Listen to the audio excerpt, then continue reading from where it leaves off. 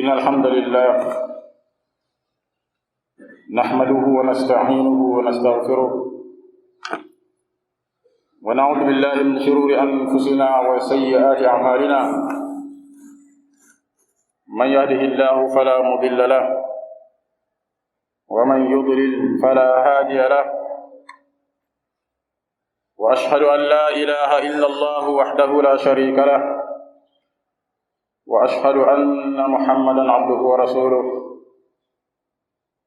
يا أيها الذين آمنوا اتقوا الله حق تقاته ولا تموتن إلا وأنتم مسلمون يا أيها الناس اتقوا ربكم الذي خلقكم من نفس واحدة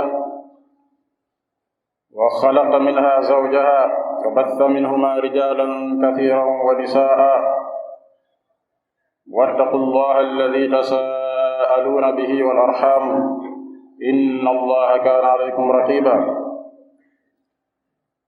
يا أيها الذين آمنوا اتقوا الله وقولوا قولا سديدا يصلح لكم أعمالكم ويغفر لكم ذنوبكم ومن يطع الله ورسوله فقد فاز فوزا عظيما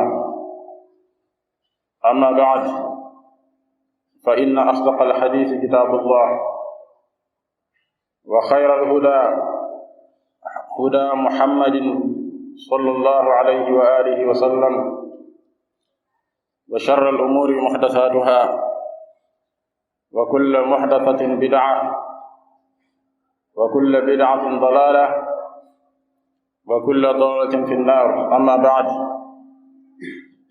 frères et sœurs en islam, depuis plusieurs semaines, la question du voile islamique agite les médias, dérange les élites,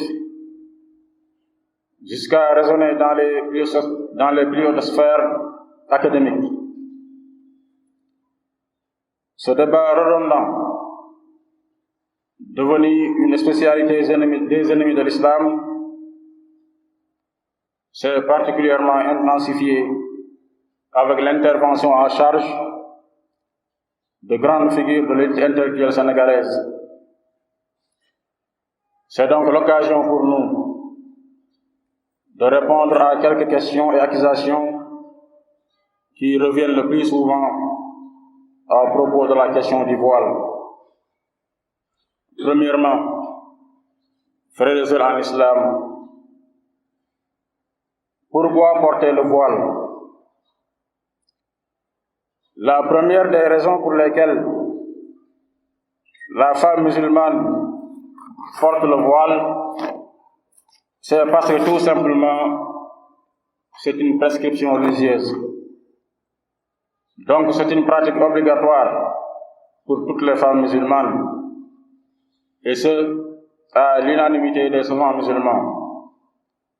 Et on aura, Inch'Allah, l'occasion de répondre comme il se doit à tous les prétendus contre-arguments à ce sujet, à la suite de ce sermon. Il faut savoir ici, et c'est très important de le mentionner, qu'en islam, nous respectons les obligations religieuses comme elles sont mentionnées, sans rattacher l'application, ou bien sans rattacher à l'application, sans rattacher l'application à la connaissance de la sagesse. C'est-à-dire que si on connaît la sagesse qu'il y a derrière l'obligation, c'est tant mieux. Mais sinon, on applique quand même sans tergiverser. Donc la première et principale raison derrière le port du voile, c'est l'obligation divine. Ensuite, il est très important de savoir, en l'occurrence, que le voile a énormément de sagesse.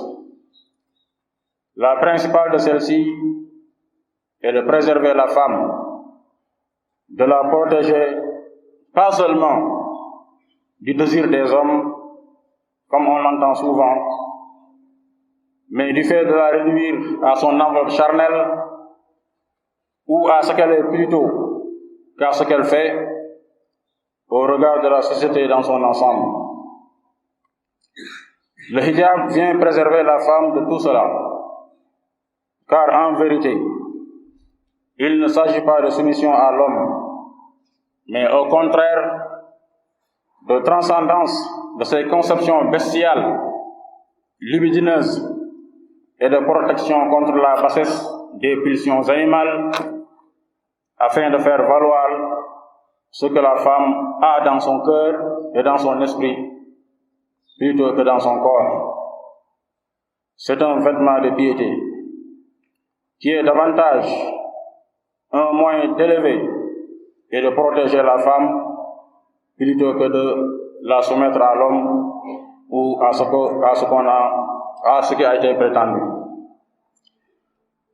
Malheureusement, cette marque de pudeur volontaire est grandement combattue à coups d'arguments fallacieux et faussés, qu'on va déconstruire un par un dans ce sermon, Inch'Allah. Le premier et principal argument de cette vindicte populaire contre le voile, c'est la fameuse phrase « Le voile n'existe pas ou n'est pas mentionné dans le Coran ». Cette phrase rabâchée et cuisinée dans toutes les sauces est en vérité un sophisme, un raisonnement absurde, basé sur l'argument fallacieux du faux dilemme qui consiste à faire croire qu'un problème donné n'a que deux solutions. Soit la chose est dans le Coran et en ce moment-là elle est acceptée, soit elle ne l'est pas, donc elle est rejetée. Or, ceci est complètement faux. Et cela soulève même 4 problématiques qu'il est important de déconstruire pour comprendre à tel point ce sophisme répandu est en vérité totalement absurde. La première problématique, c'est limiter le droit musulman au Coran. Parce que, oui, limiter ce qui est acceptable à ce qui est dans le Coran est totalement faux. Et cette phrase, ce n'est pas dans le Coran, donc cela n'existe pas, est une totale aberration. Cela dénote même d'une incompréhension profonde et d'une condescendance vis-à-vis de l'islam qui est insupportable. En vérité, il est important de savoir que le droit musulman est beaucoup plus profond. Si le Coran est bel et bien une source, et même principale de ce dernier, il n'en est qu'une parmi tant d'autres. Les musulmans sunnites, qui constituent 95% de la communauté musulmane, sont tous d'accord pour dire que les principales sources sont, premièrement, le Coran, qui est la parole d'Allah subhanahu wa ta'ala. Deuxièmement, la sunna, ou la tradition prophétique, ce qu'on appelle généralement le hadith, donc tous les faits et propos du prophète sallallahu alayhi wa sallam qui sont rapportés de lui. Troisièmement, le qiyas, c'est-à-dire la démonstration par analogie. Et enfin, quatrièmement, al-ijma', le consensus des savants et des références théologiques à une époque donnée. Donc ça, ce sont les 4 bases fondamentales sur lesquelles tous les musulmans sont d'accord, et à cela se rajoutent d'autres fondements. أقول ما تسمعون وأستغفر الله لي ولكم ولسائر المسلمين فاستغفروه إنه هو الغفور الرحيم. الحمد لله رب العالمين والصلاة والسلام على رسوله الأمين وآله وصحبه أجمعين ومن تبعهم بإحسان إلى يوم الدين. Frères et sœurs en islam, ces fondements qu'on vient de mentionner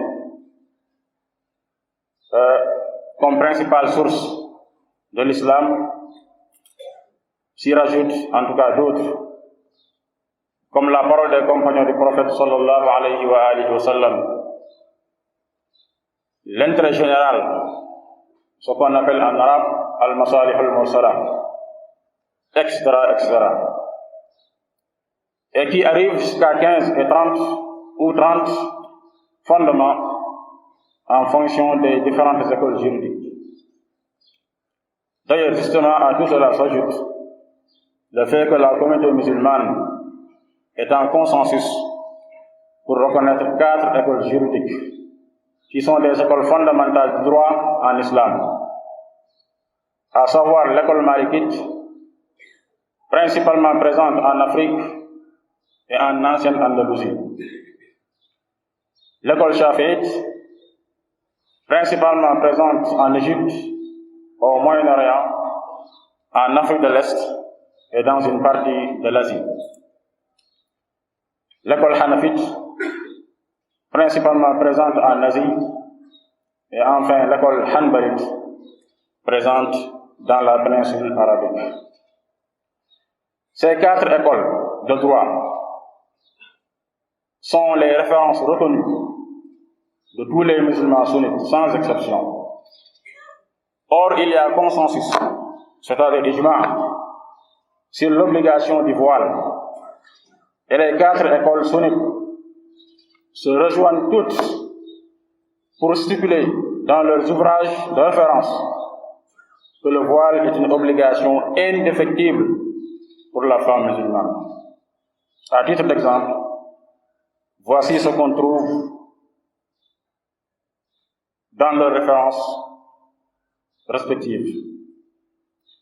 Dans le Mukhtasar de l'imam Khalil, décédé en l'an 1365, qui est le livre de référence de l'école malikite, on trouve ce qui suit. Au chapitre de la nudité, à couvrir à la page 23. وَمَعَ أَجْنَبِيٍّ غَيْرُ الْوَجْهِ وَالْكَفَّيْنِ.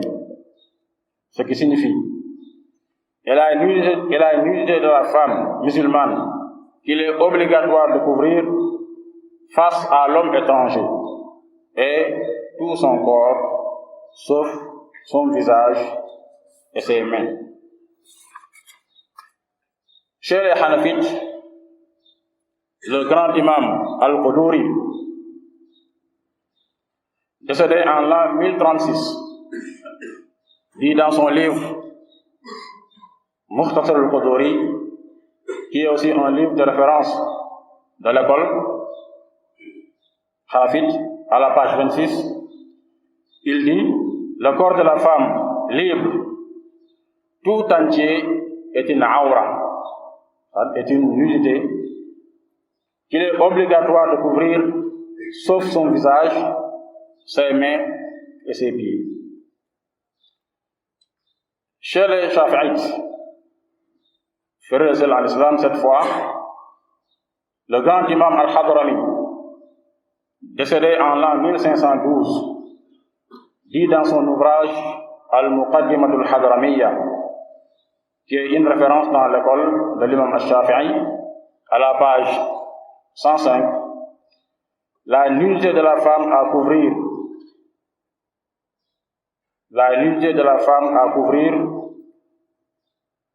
dans la prière, ainsi qu'en face d'hommes étrangers, et tout son corps, sauf son visage